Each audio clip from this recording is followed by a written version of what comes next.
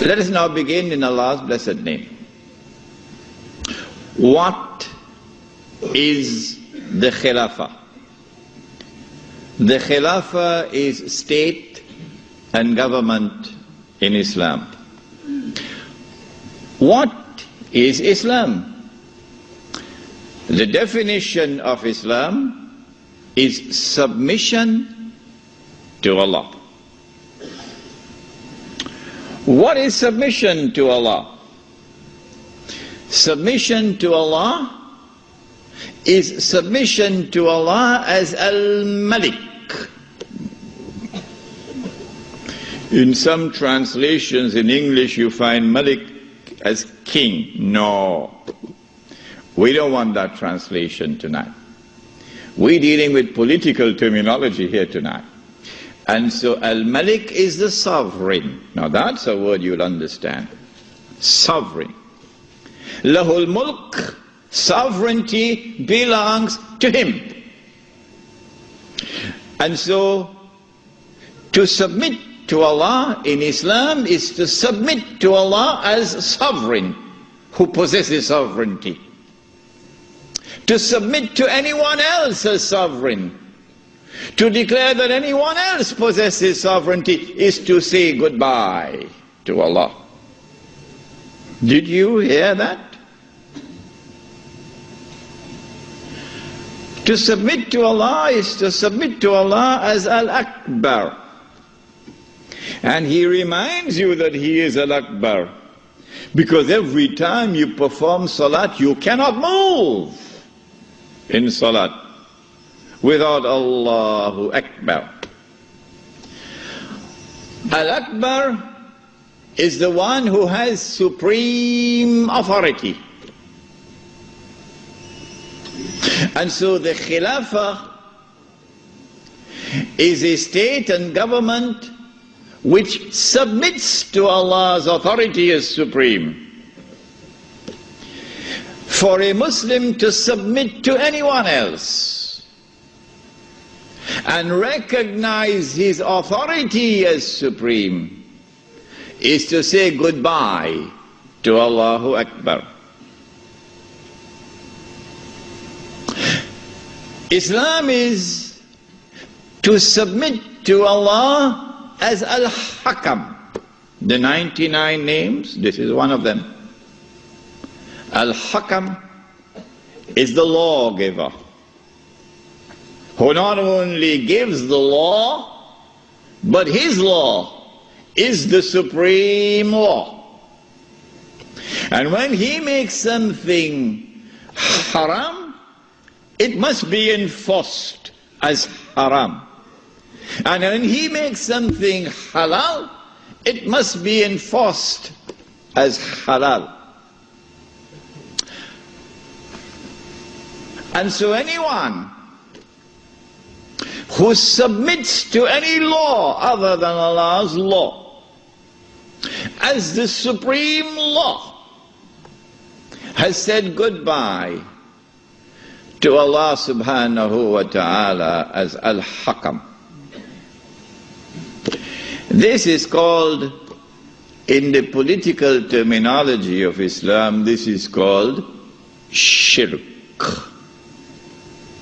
When Fir'aun declared, and of course everyone knows what Fir'aun said, Ana Rabbukumul A'la, I am the one who is sovereign.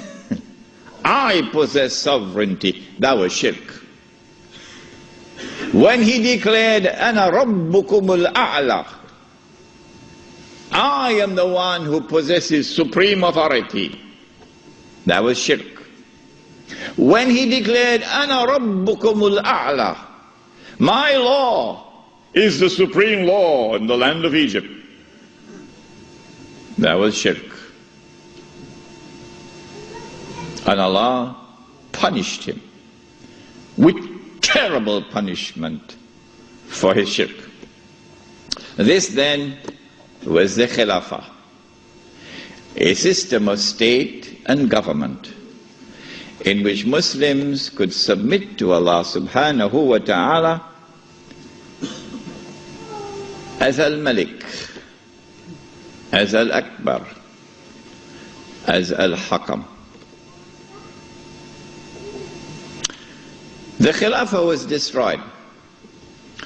Who destroyed it?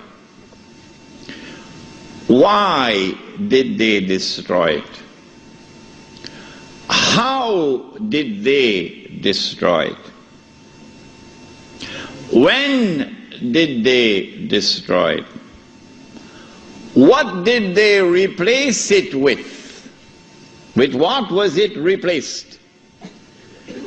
And what is its destiny? These are awesomely important questions which very few can answer today. There is a book outside which was not written as an attack on a religious movement, the Wahhabi movement, no.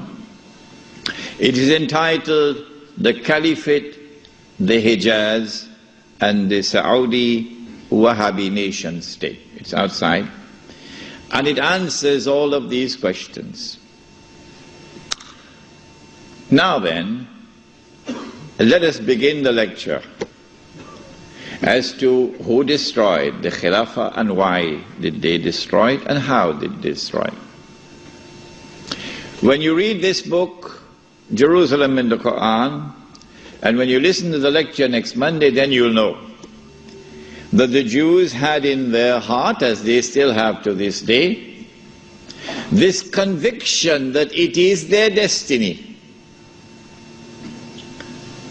Even after Allah subhanahu wa ta'ala had expelled them from the Holy Land, even after they had lived in the wilderness for 2,000 years, it is the conviction in the heart of the Jews that it is their destiny to liberate the Holy Land of non-Jewish rule, to return to the Holy Land not as tourists, no, to return to the Holy Land to reclaim it as their own.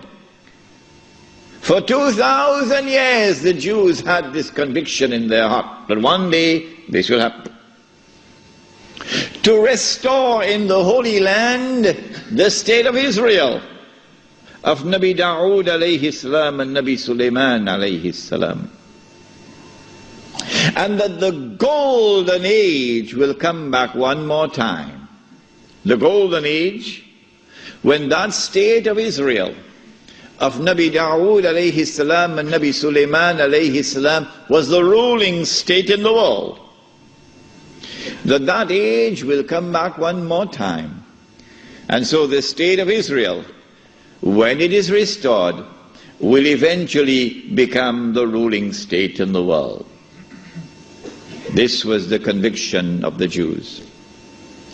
You and I, from the Quran and from the Sunnah, from the Ahadith of the Prophet ﷺ, we would know about the magnificent deception of Al-Masih al-Dajjal, who liberates the Holy Land in 1919, liberates the Holy Land of non-Jewish rule, who brings the Jews back to the Holy Land not as tourists but to reclaim it as their own between 1919 and 1948, who restores a state of Israel in the Holy Land in 1948 and convinces the one-eyed Jews that this is the Israel of Nabi Dawood alayhi salam and Nabi Sulaiman alayhi salam, but of course it is not, it is an impostor.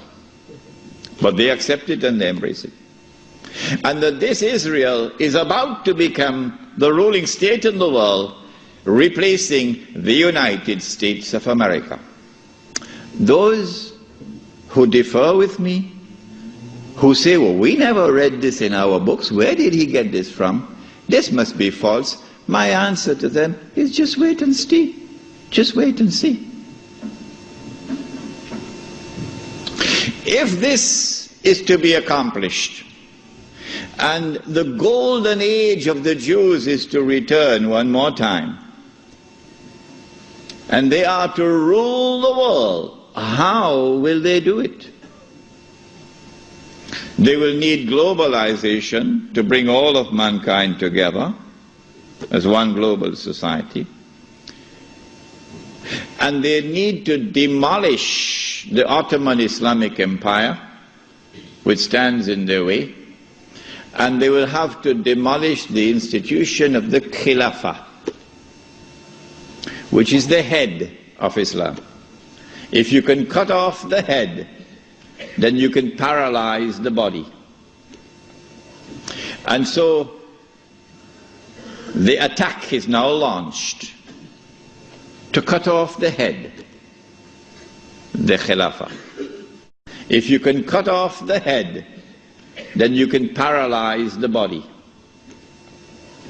And so the attack is now launched to cut off the head, the Khilafah. It begins as a philosophical attack, which we spoke of the first lecture here tonight. No, the one on alcohol. And that is that you use I'm going to use a long word now, you use an epistemology, that knowledge comes only from external observation and rational inquiry, to take mankind to materialism. But there is no reality beyond material reality. And then you apply that to political thought. And so out of philosophical materialism emerges a new political philosophy. What does it say? Since there is no reality beyond material reality, we can no longer collectively recognize sovereignty up there, so sovereignty must now be relocated down here. The people are now sovereign, no longer the God of Ibrahim alayhi salam. And the people constitute the state, and they locate sovereignty in the state. So the state is now sovereign. This is a European creation. It didn't come out of the world of Islam. Oh no. Not only is the state sovereign, but the authority of the state is supreme. And it is the state which now makes law. And the law of the state is the highest law, the supreme law. But more than that, the God of Abraham alayhi salam could make something haram. But we, the state, can change that and make it halal, meaning legalize it. If I am wrong, get up and correct me. Get up and correct me. We can change it and make it halal, meaning legalize it. And that is what Europe proceeded to do. Everything that Allah had made haram, they made it halal. There's nothing left now. When they declared that sovereignty belonged to them, not to Allah, that was shirk. It was shirk for Fir'aun, it is shirk for them. When they declared that the authority of the state is supreme, that was shirk. When they declared in Articles 24 and 25 of the Charter of the United Nations Organization, which I believe the Republic of Iran has not read as yet. When they declared in Articles 24 and 25 of the Charter of the United Nations, which the Republic of Iran, the Islamic Republic of Iran has not as yet read, what did they declare? That the authority of the Supreme Council of the United Nations, is that what it's called? Security Council, Security Council. That the Security Council of the United Nations is vested with supreme authority in the world, in all matters pertaining to international peace and security. That was shirk. When they declared that the law of the secular state is the highest law, that was shirk. And when they declared halal what Allah made haram, meaning when they legalized what Allah made haram, that was shirk. Surah At-Tawbah of the Quran, بعد أعوذ بالله من الشيطان الرجيم اتخذوا أخبارهم ورهبانهم أربابا من دون الله. They took their priests and their rabbis as arbab, lords and gods beside Allah. وَالْمَسِيحَ ابْنَ مَرْيَمَ, and they did the same thing with the Messiah, the son of Mary. وَمَا أُمِرُوا إِلَّا يَعْبُدُوا إِلَهًا وَاحِدًا, but they had not been commanded other than to worship one God. لا إله إلا هو, there is no God beside him. Subhanahu, glory be to him. Amma yushrikun, far removed is he from this act of shirk, taking your priests and your rabbis as gods and lords beside Allah. Shirk, says Allah. A man came to the Prophet ﷺ and said, O Messenger of Allah, but the Christians do not worship their priests, and the Jews do not worship their rabbis. How could Allah say so? To which the Prophet ﷺ replied, and he said, did they not make halal what Allah had made haram? That is their shirk. My question tonight, Lakemba, is this. If the priest and the rabbi make halal what Allah made haram, and that is shirk, then if the government does the same thing, would it not be shirk? You're very quiet tonight, aren't you, Lakemba? Yeah? And so, what Europe did is to launch the philosophical and political attack before the military attack, to produce that which can replace the Khilafah. And then they sent their agents, you remember Jassasa in the Tamim al-Dari hadith, they sent their spies to infiltrate Istanbul and to create what were called the Young Turks, the committee of whatever it was called, in whose group was located a man named Mustafa Kemal, and brainwash them into absorbing and imbibing and accepting the new political secularism which emerged out of Europe. Jazakallah. Jazakallah khair.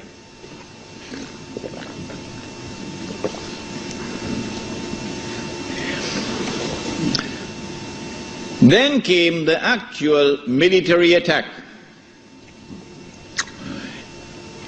In 1897, Europeans who dressed up themselves in the clothing of Jews, remember they are Europeans who are parading as Jews, okay? They're called European Jews, but they're essentially Europeans. Judaism is only a camouflage. These people established the Zionist movement. The stage was now set. The countdown has begun for the Jews to strike. After waiting for almost 2,000 years, they are now ready to strike to achieve their long-held objective of bringing back the Golden Age. Centuries before this, they had struck at Europe. And over a period of almost 300 to 400 years, they had transformed Europe from a civilization based on faith in Christianity to a new, essentially godless civilization. Having done that, they are now ready to strike when they create the Zionist movement. Allah subhanahu wa ta'ala now unveils the mother of all signs for those who have eyes to see. But most of mankind have eyes, lahum a'yunun la yubsiruna biha. Most of mankind, they have eyes but they don't see. They have ears but they don't hear. They have hearts but they don't understand. Ulaika kal-an'am. Allah says of such people, they're just like cattle. What is the sign? The sign is the recovery of the body of Fir'aun. Yes. We will deal with this subject, inshallah, on Monday night. The body of Fir'aun is rediscovered just about the time that the Zionist movement is established.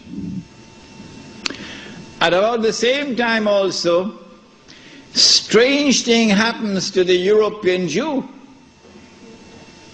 He's not just making money through lending money on interest. No.